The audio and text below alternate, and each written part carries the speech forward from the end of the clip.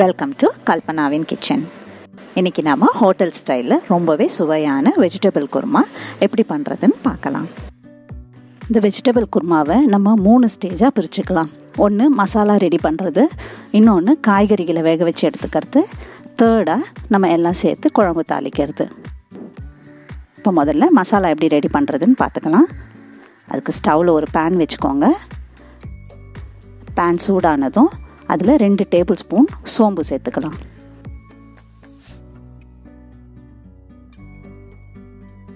சோம்பு லேசாக வாசனை வந்து பொரிய ஆரம்பிக்கும் போது அதில் 2 டேபிள் ஸ்பூன் உடச்சக்கடலை சேர்த்துக்கோங்க.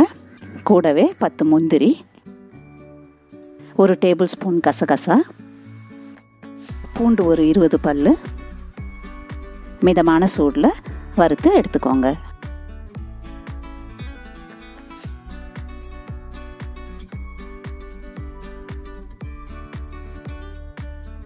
இப்போ ஸ்டவ் ஆஃப் பண்ணிவிட்டு இதில் 3 பச்சை மிளகா, 1/2 கப்பு தேங்காய் துருவல் சேர்த்து மிக்சியில் போட்டு ஒரு நல்ல ஃபைனான பேஸ்ட்டாக அரைச்சி எடுத்துக்கோங்க.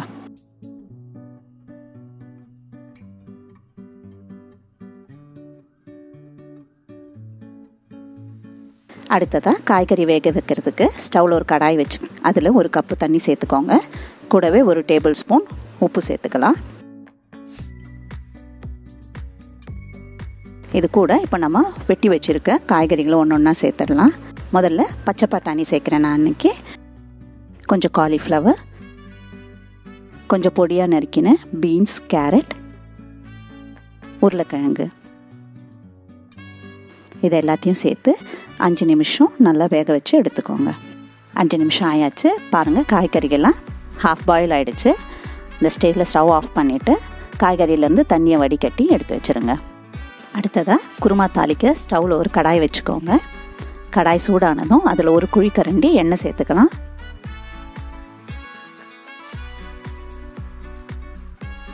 எண்ணெய் சூடானதும் 3 இன்ச்சு பட்டை, 5-6 கிராம்பு, 5 ஏலக்காய், 1 ஸ்பூன் சோம்பு. சோம்பு பொரிஞ்சதும் அதில் ஒரு 10 பல் பூண்டு சேர்த்துக்கோங்க.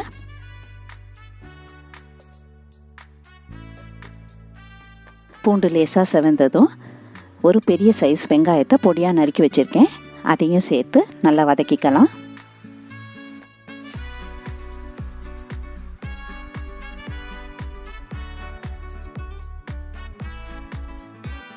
வெங்காயம் வதங்கினதும் அதில் 2 பொடியாக நறுக்கின தக்காளியை சேர்த்து நல்லா வதக்கிக்கோங்க.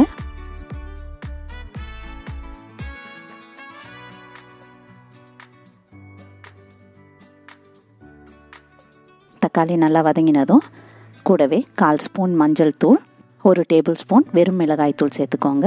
காஷ்மீரி மிளகாய் தூள் இருந்தால் அது சேர்த்துக்கலாம், நல்ல பிரைட் கலர் கிடைக்கும்.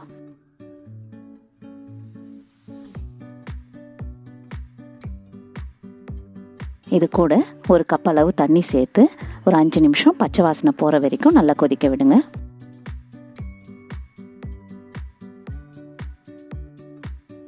பாருங்கள், நல்லா கொதிச்சு மிளகாத்தூளோட பச்சை வாசனை எல்லாம் போயாச்சு. இப்போ இதில் நம்ம அரைச்சி வச்சுருக்க மசாலாவை சேர்த்துக்கலாம்.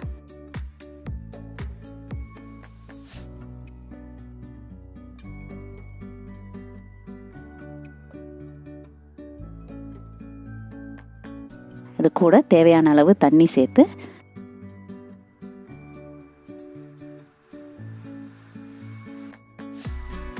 குழம்புக்கு தேவையான உப்பும் சேர்த்து நல்லா கலந்து விடுங்க. இதில் இப்போ நம்ம வேக வச்சு வச்சுருக்க காய்கறிகளை சேர்த்துடலாம்.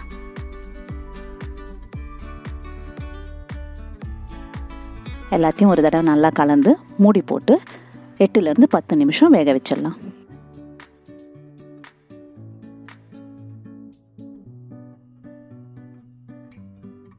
பத்து நிமிஷம் ஆயாச்சு. இப்போ பாருங்கள், குழம்பு நல்லா திக்காகவும் காய்கறிகள்லாம் நல்லா சாஃப்டாகவும் வெந்து ரெடி ஆயாச்சு. இப்போது ஸ்டவ் ஆஃப் பண்ணிடலாம்.